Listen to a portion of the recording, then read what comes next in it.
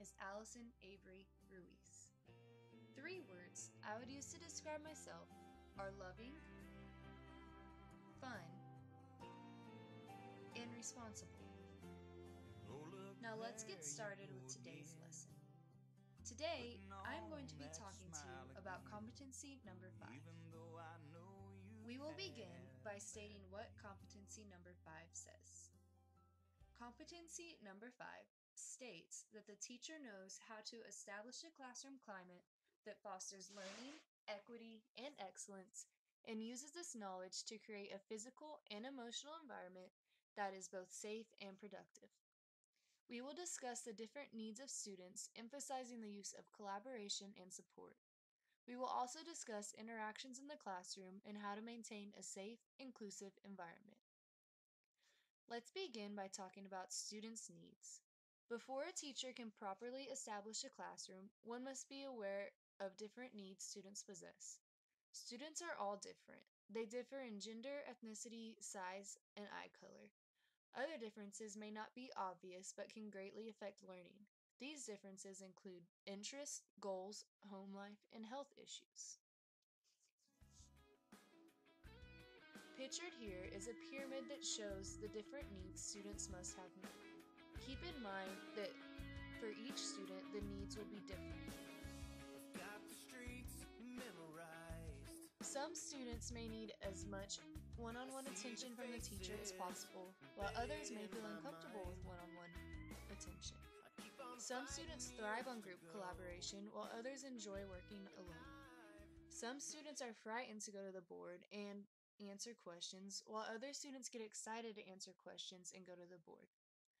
Some students understand material by working many examples, while others need hands-on activities to fully grasp the material being taught. The key idea here is that all teachers need to know your students.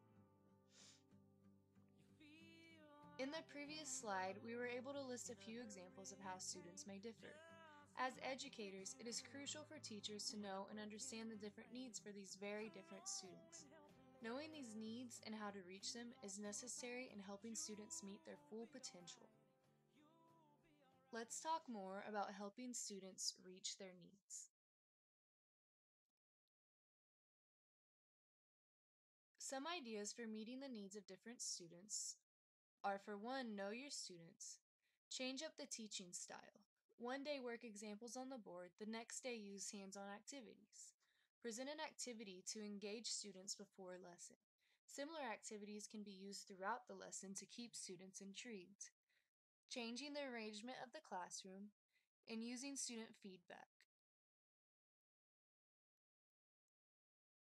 Now let's talk about collaboration.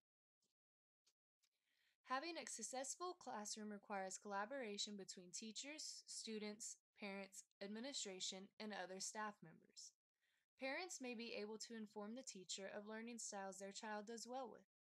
Administrators can assist in keeping teachers on the right track and supporting them. Other teachers and staff members may have ideas that could work well in the classroom and benefit the students. Students need the opportunity to collaborate with other students. Moving on, we will talk about classroom support.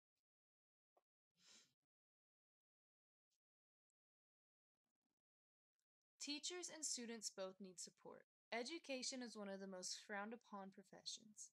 Teachers are underpaid and often deal with one critique after another.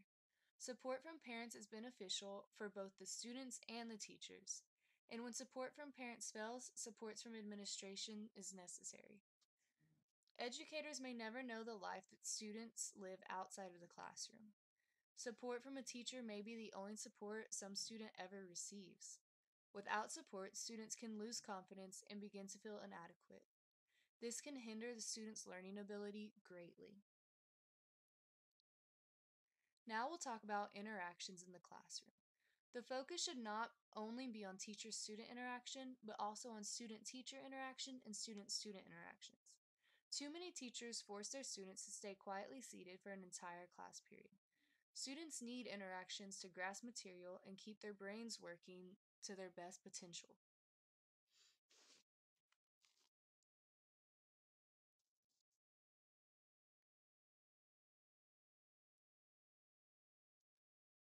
Student interactions allow students to collaborate on new ideas and ways to solve problems. It can also help students understand the material better. Safety is crucial in creating a classroom most beneficial to students. Every student should feel completely comfortable in the classroom. Teachers need to know what makes students feel safe. Building up students' confidence is of the utmost importance. Students need to interact with other students in the classroom to feel comfortable and like they know people. Knowing the students' needs is again crucial in creating a safe classroom. Pictured is a pie chart showing three main ideas that can help keep your classroom positive and safe.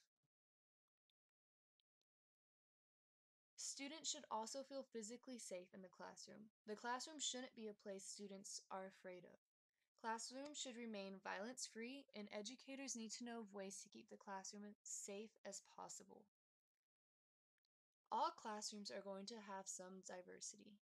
This brings us to the next point of inclusion. In order to maintain a classroom that fosters learning, equity, and excellence, inclusion is a must. Some students may have disabilities or not know English very well. These students still need to feel comfortable and included in all classroom activities.